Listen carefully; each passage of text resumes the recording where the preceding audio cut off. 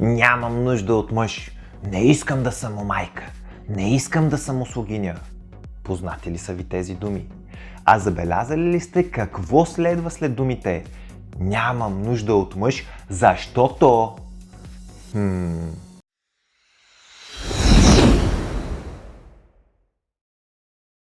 Днес ще коментирам една много нашумяла тема, а именно силните независими жени, които нямат нужда от мъж, защото са по-добри от мъжете, когато всичко е наред.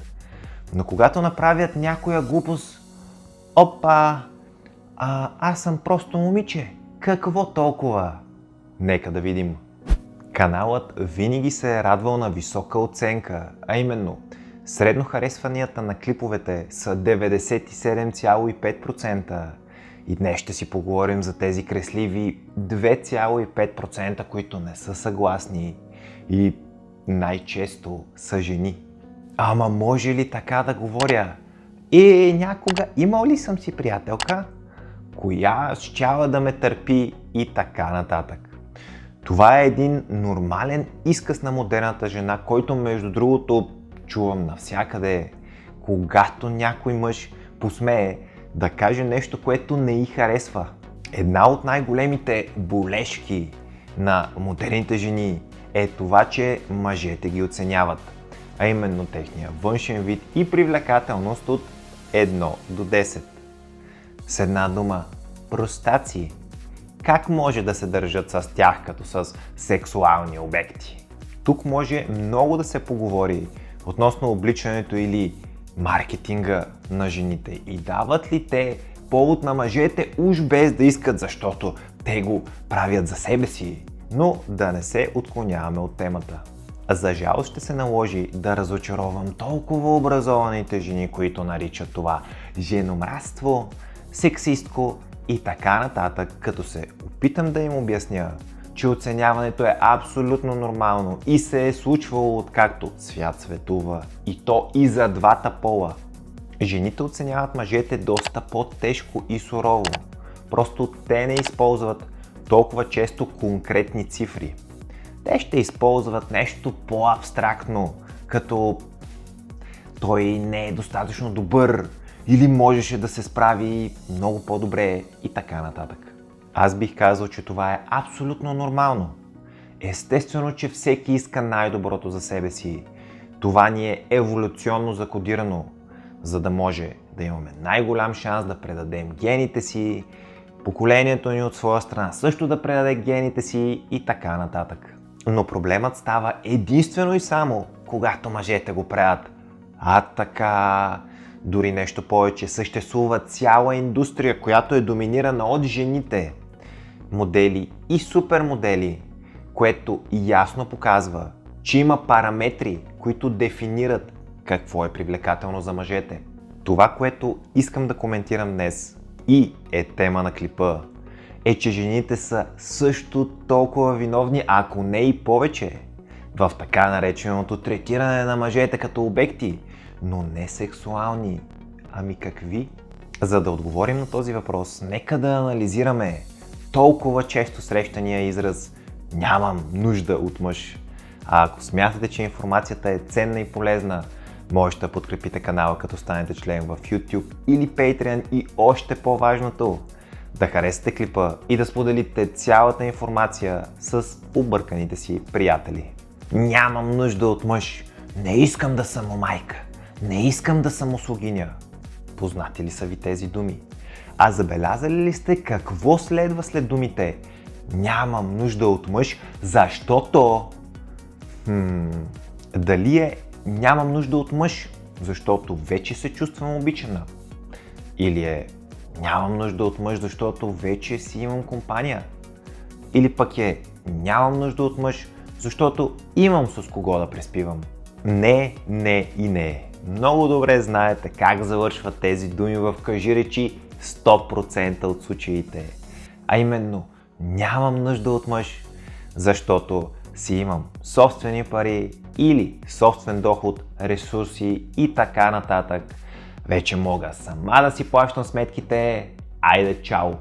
И сега, това можете да си го татуирате. Когато една жена се добере до пари, си казва: супер, вече нямам нужда от мъж. А когато един мъж се опаричи, си казва: супер, вече мога да мисля за изграждането на семейство. Бием гонга за шушумигарите, които все още спят дълбок сън с промивката и гледат филмите на Дисни. Добре дошли в реалността. Ако жените отговарят, че нямат нужда от мъж, защото имат собствени пари, това какво ви говори относно защо жените смятат по принцип, че имат нужда от мъже? Това са техни собствени думи, а не мои. Нямат нужда от мъж, защото имат свой собствен доход. Следователно, ако нямаха такъв, щяха да имат нужда от мъж. С други думи, мъжете са експлоатирани като финансов ресурс, третирани като портфейли, предмети и така нататък. Аз лично нямам проблем с това, защото разбирам еволюционната психология на мъжете и жените и не го приемам лично. Това е просто факт, който не може да бъде променен, независимо дали ни харесва или не. Толкова често съм се обръщал към мъжете и съм им обяснявал, че това са правилата на играта. Ако искаш играеш, ако искаш не играеш. Но както винаги, жените трябва да ревнат и да започнат да се оплакват. Мъжете винаги са ценяли високо женската физика, красота и младост.